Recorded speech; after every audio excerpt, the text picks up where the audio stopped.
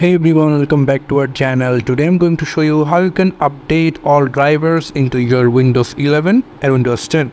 So without wasting any time, let's get started.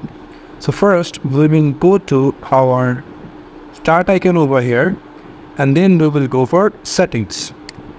So after coming on settings, we will go for at the left side Windows update over here. So click on that, and then you can see you will just click on this update item, retry all, and by this you can update, or you can know which update are requiring for your drivers. You can know from here.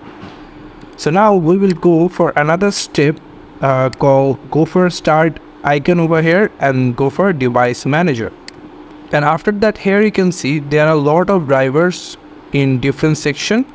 So if I go for Bluetooth section, and if I want to update or wants to know that this driver has any update or not, for that we just need to click on our right mouse button, click on update driver, and from here we can choose automatically drivers update, or we can choose from manually driver update. So we will prefer you to do the automatic driver update, and you can see that they are saying my driver is up to date.